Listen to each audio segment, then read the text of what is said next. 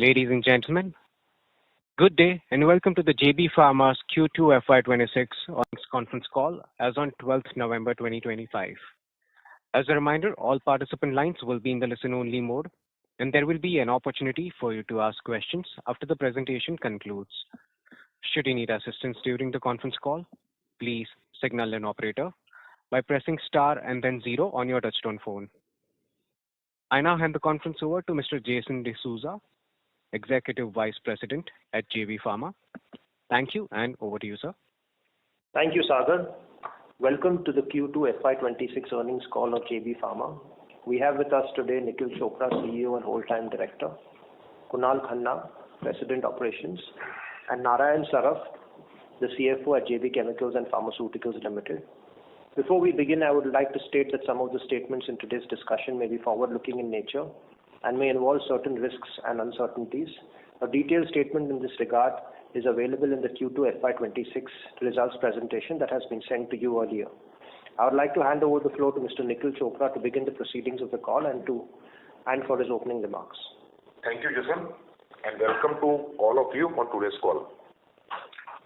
JB Pharma delivered another quarter of a good performance with the business growing ahead of Indian pharma market. Quarter 2 saw overall revenues at 1085 crores, which is 8% higher than the previous year. Operating EBITDA, excluding non-cash ESOP, came in at 319 crores, up 12%, and net profit was reported 208 crores, which grew at 19% year-on-year. Our Quarter 2 FY26 gross margins increased by 200 bps to 68.2% versus 66.2%. Cost optimization efforts, favorable product mix, and price growth positively impacted gross margins. Operating EBITDA margin came at 29.4%, up 100 bps year-on-year, underscoring emphasis on improvement in profitability. Moving along, let me draw the discussion towards the domestic business. Our domestic business showed a 9% improvement year-on-year to INR 644 crores. As per IQVIA September Met data, JB Pharma is the fastest growing company among the top 25 companies in IPM. Over the past several years, we have consistently remained one of the fastest growing companies in the country. This is indeed a major achievement for our organization as a whole. Further, all our major brands gained ranks, with 3 of our brands now in top 100 brands in IPM.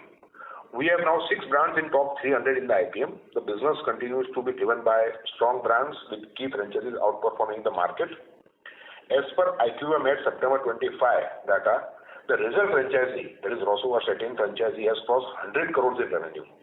This is another achievement considering that in just 2 years, the franchisee has gone from sales of 66 crores in May September 22 to a INR of 104 crores as per May September 25 data.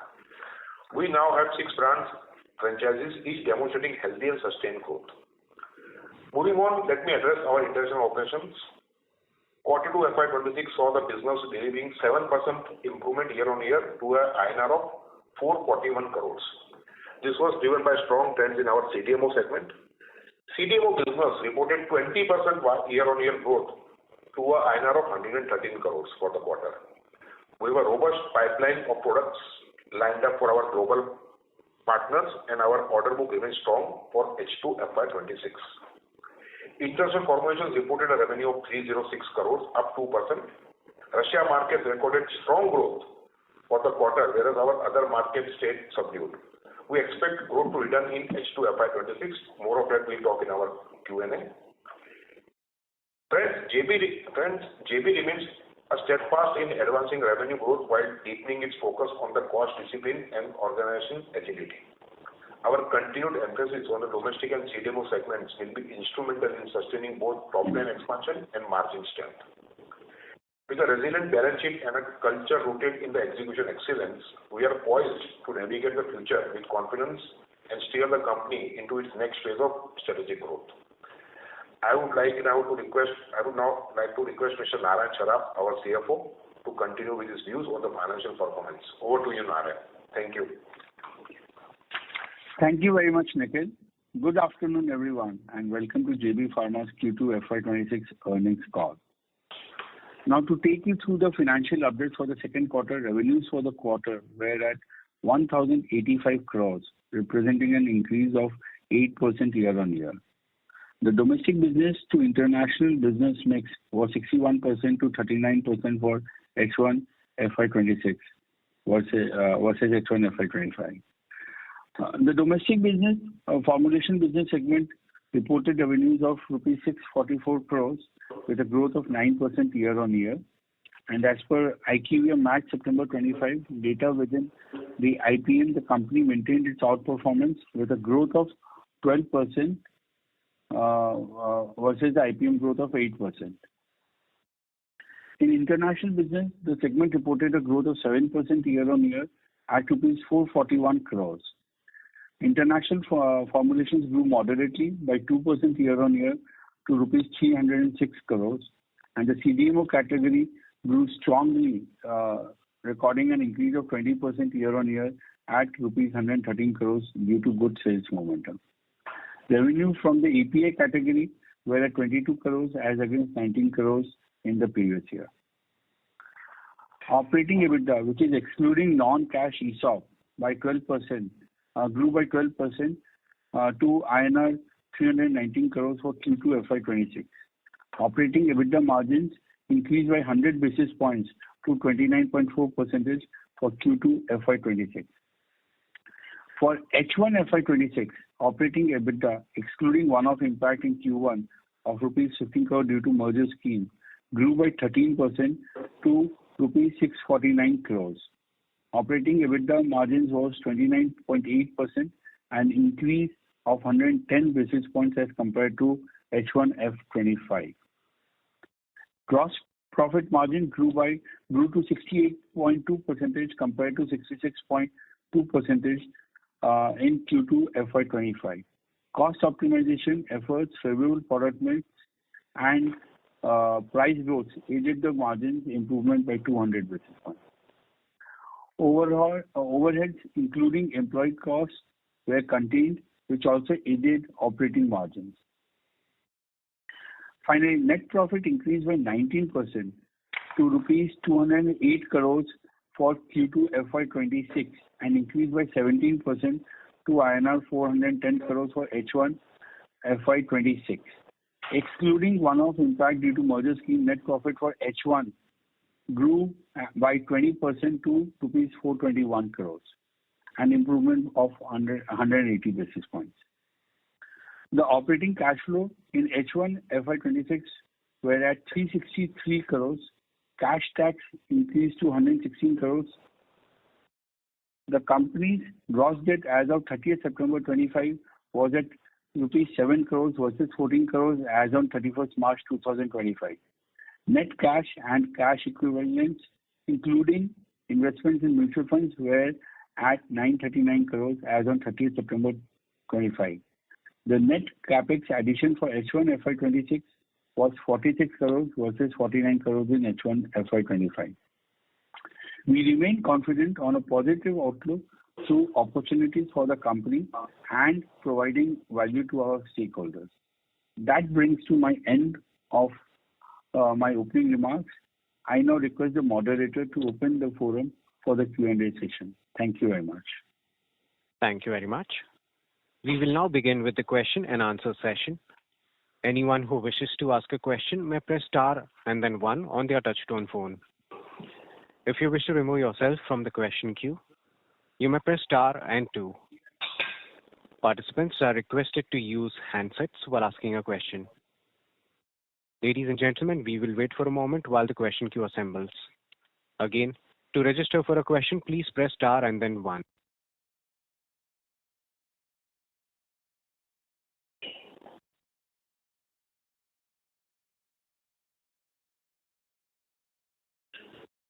Our first question comes from the line of Tausif Sheikh from BNP. Please go ahead.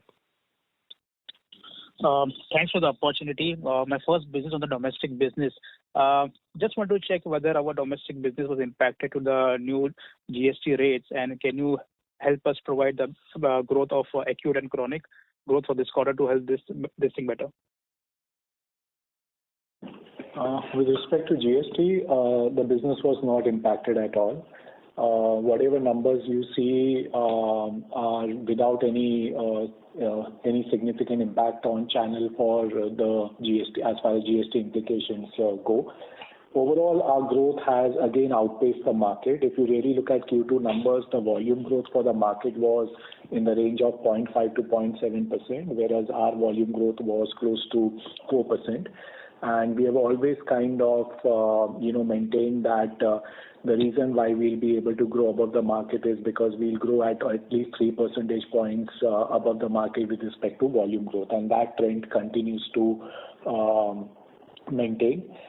Acute season was slightly muted, which has impacted our overall domestic growth for Q2, mainly impacting products like Metrogyl and Rantac. But beyond that, our chronic growth has been significant. In fact, our chronic portfolio has grown at over 20%. Some of our key brands like Cilacar T, Cilacar Plain has grown at almost 14%. Cilacar T continues to grow at 26%. Our Sporolac franchise has grown at 15%. Azmada is growing at 23%. So all our big franchises on the chronic segment are actually growing at 20% plus. That's helpful. Second question is our export formulation. I think this is the second consecutive quarter we have seen a muted growth. Which are the markets which are leading this drag to this kind of growth? Can you help us understand? So if you look at overall our performance in the international market, let me first talk about which markets got us the growth. CDMO grew at a pace of 20% for the quarter. And equally, Russia business demonstrated a good growth of 20%, close to high teens for the quarter and H1. Rest of the world and South Africa, they showed the muted growth. But what we would like to state here that we have a good order book for rest of the world, and we should see high single-digit growth in H2 in rest of the world market, and South Africa also will bounce back, supported by the growth will continue to happen in CDMO and Russia. That's helpful. I'll get back into you. Thank you. Our next question comes from the line of Alok Dalal from Jefferies India Private Limited. Please go ahead. Yes, good afternoon, sir. Just two questions. First is, for the quarter, we've seen India growth of 9%. This is slightly slower than previous quarters. Is it largely because of seasonality? Yes, as we maintained earlier, largely because of acute season slightly be muted. Last year, Metrogyl, the overall acute season was quite positive for us, and Metrogyl as a franchise had also grown. So it's an impact of slightly higher base for some of these key legacy products. It's just a seasonal variation. If you compare overall volume growth and if you see the chronic trends, we continue to outpace the market. And Alok will continue to grow, and Alok, Nikhil will continue to outpace, like what Kunal told, we'll continue to outpace the market, and as compared to IPM, we'll continue to grow by 300 to 400 bits better. Okay, sure. And can you split the growth between volume, price, and new introductions? Sure. If you really look at it from a Q2 perspective, as reflected externally and also in line with our internal trends, overall volume growth is for Q2 4% and price is 6%. And overall H1 volume is 5% and the price is 7%. Some part of volume includes our NI, but that's not significant. Got it. And last question is on field force. What is the current field force strength as of September? So currently the MRs are close to 2,400 active MRs operating on the ground. No significant additions over the last 4 to 6 months. And our productivity is close to around 7.5 lakh rupees. All right. Okay.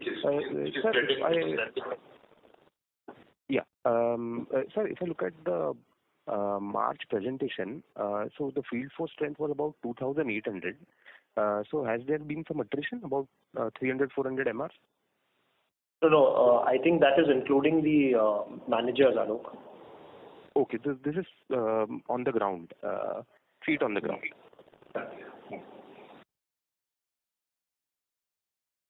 All right. Okay. Thank you for taking my question.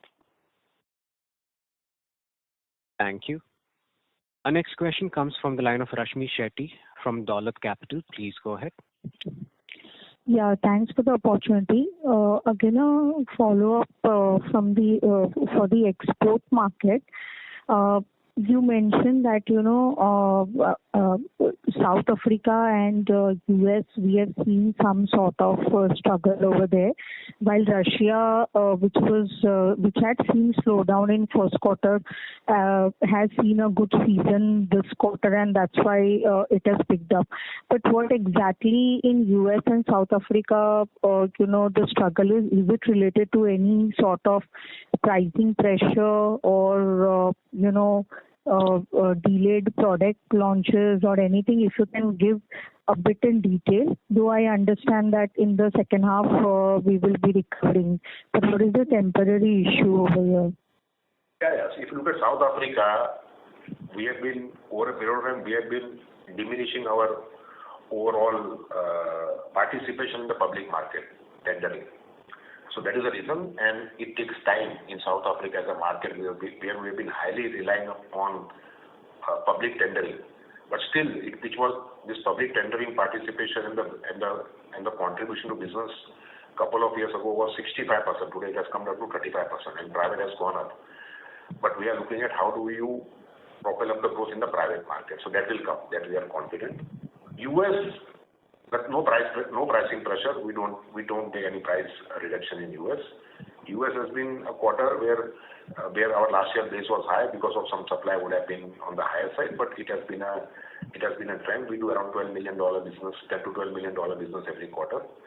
So I think that growth will bounce back in quarter 3 and quarter 4 for US business. So not a worry. Okay.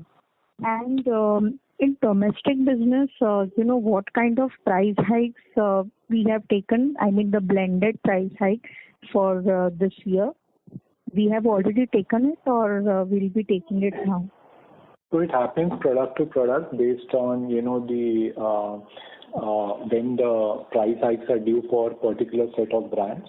If you really look at our H1 trending, price growth is 7% for our domestic business. For Q2 specifically, it was 6%.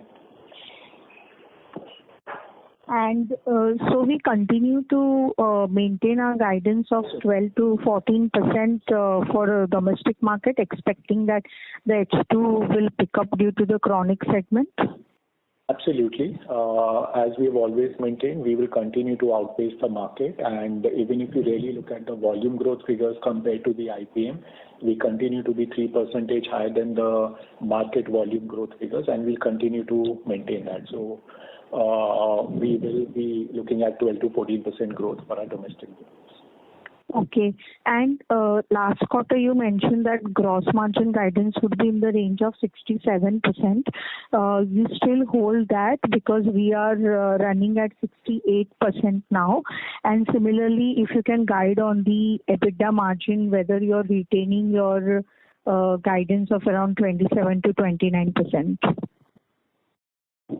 Yes, on gross margin, and we continue to maintain that we will be in the range of in that range of 67% to 69%, and EBITDA also very clearly we would be in the range of the earlier guidance which we had given, and we continue to see that we are tuned to achieve those guidances. Okay. And just two more questions. ESOP charges will get over by which year?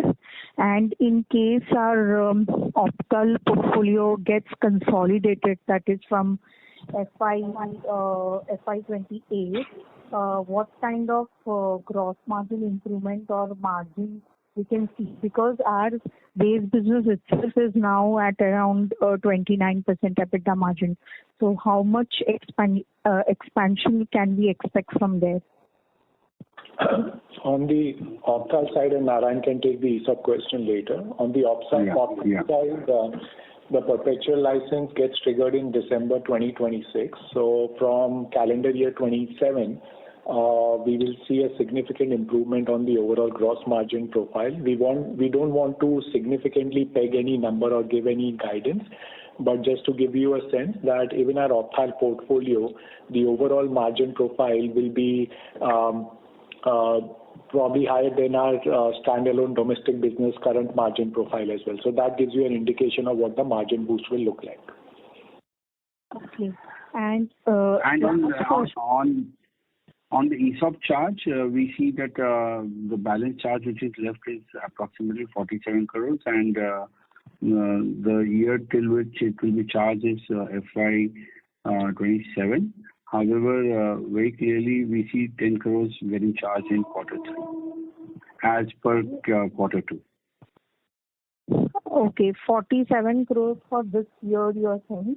47 is the total remaining charge. 47 is the total remaining charge. Okay, and in FY27, how much will you charge it? So in FY26, we see clearly around 20 crores and balance 27 crores will be in FY27. Okay. And one last question on the inventory days. In the presentation, you mentioned that the inventory levels have been increased. So, will it get normalized at the end of March quarter, or it will remain elevated only to build your opthal inventory and also, just to mitigate the risk of high API costs? More or less, we will continue with the same levels of inventory. Given our opthal portfolio, currently is imported, there are certain times in the year when you see a slightly increased level of finished goods inventory, but no real major concern of inventory levels going further high from the current levels. It will be range bound from what you have seen in Q1 and Q2. Okay. So, more or less, it would remain at the similar level of H1, FY26? Yeah. Okay. Thank you. That's it from my side. Thank you. Before we take the next question, a reminder to all the participants, you may press star and then 1 to ask a question. Our next question comes from the line of Gaurav Bhama from JM Financial. Please go ahead. Hi, good afternoon, sir. Am I audible? Yes. To begin with, sir, congratulations on a good set of numbers, and thank you for offering me the opportunity to ask questions. So I just wanted to understand the high single-digit growth expected in second half. Is it for the overall international business or just for the international formulation? Overall business. Overall international formulation business, right, sir? Yeah. That's all from my end, sir. International formulation business.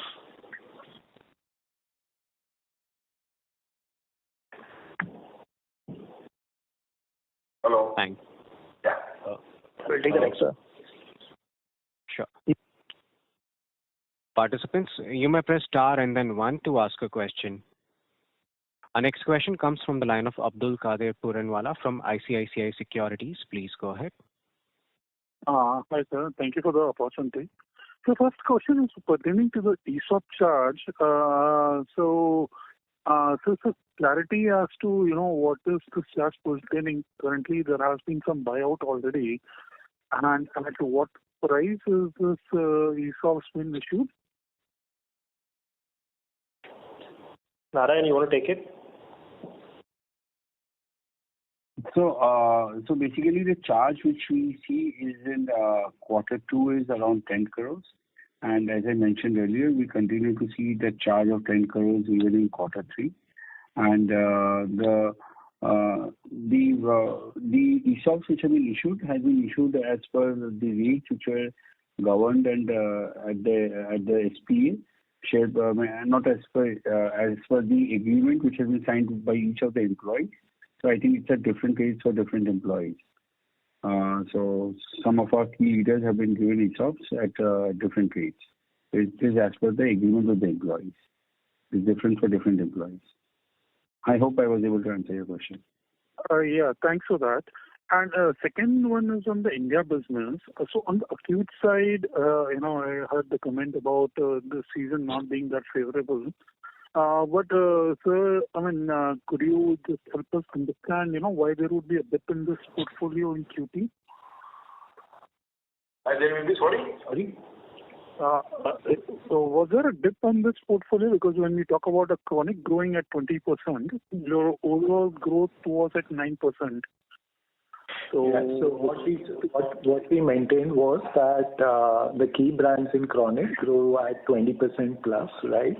And mainly because of the acute season being slightly muted, our key legacy brands, Rantac and Metrogyl, have shown slightly muted growth trends, and that is reflected in the overall number of 9%.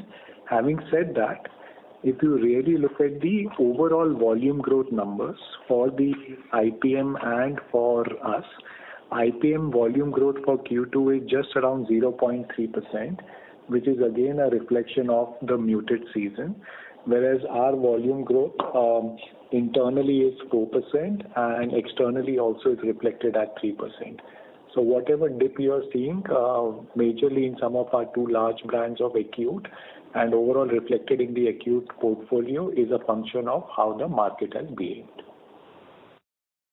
Got it. Thanks for that. And just one final one, if I may. So on the CDMO business, are we still holding on to our previous guidance of 12 to 14% growth this year?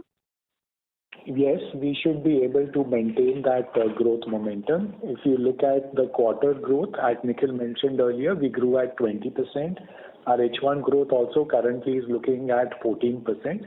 So we continue to, see the momentum being driven forward also. And we should end the year with close to 12 to 14% growth for CDMO. Sure, sir. Thank you. We have just two thanks, Abdul. We have two questions which have come in on the wall. One is on the Opthal segment. How do we see the performance of the Opthal segment in the first half of this year? On the Opthal portfolio, the overall momentum which we were able to drive because of prescriber expansion, we continue to see good results coming as a result of that. If we look at the overall MAT numbers for the Opthal portfolio in our covered markets, we have grown at almost 16%, whereas the market has grown at close to 8%. We have already hit a monthly run rate of close to 17 to 18 crores, and we will continue to drive that going forward as well. And Opthal, a couple of new launches also we have done organically in the area of dry eyes, which also is showing a good traction, and our coverage overall also has improved in the world of ophthalmology with the doctor community, which also is helping us to improve the prescriber base. Right. The second question that we have is, what is going to be CapEx for the entire year? CapEx for the entire year, as mentioned earlier, also will be close to 100 crores. We have always maintained that our maintenance CapEx is in the range of 60 to 65 crores. There is greenfield capex, and this year greenfield capex was largely attributed to the new IV line, which is also going to get commissioned within the next 2 months. So major part of our greenfield capex also has been absorbed this year. And the last question which has come in, you've seen some growth in the API business. Any views on that? So we want to maintain a quarterly run rate of 25 crores on the API side. H1 has been good so far, but as we have always maintained, it's not a function of any new launches. As far as our API business goes, we want to maximize the market with our current portfolio only, and rather actually focus on API units serving the captive requirements, and that will continue to be the focus going ahead as well. Yes, we can go back to the queue. Thank you. Thank you. A reminder to all the participants, if you wish to register for a question, please press star and then 1. Our next question comes from the line of Neelam Punjabi from Perpetuity. Please go ahead. Yeah, thanks for the opportunity. My first question is on the MR productivity. So you mentioned it's at 6.7 lakhs. So what's the target for this productivity level over the next couple of years, and at what level would we then evaluate the add to our field force? So Neelam, just to correct you, the productivity trending this year is 7.5 lakhs, not 6.7. All right, my bad, sorry. Yeah, and that is what we had guided also. So we had taken an internal aspiration that we would like to at least touch 8 lakh rupees productivity, which will be a good productivity for the portfolio mix that we have got. And by that time, at least we will think in terms of if you want to add the field force on the ground. That we had guided earlier. Got it. Okay. And my second question is on the international formulations business. Could you provide a breakup for the first half in Brazil, South Africa, and US? What's the revenue split between the three? Sure. We don't provide a breakup of geographies, Neelam, but just to give you a broad sense, in our key markets, Russia, CIS continues to perform well.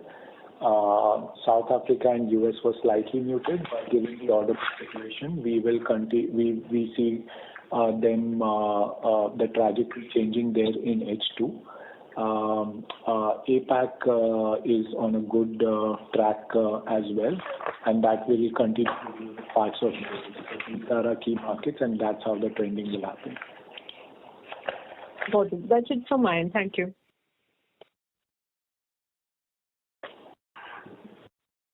Thank you.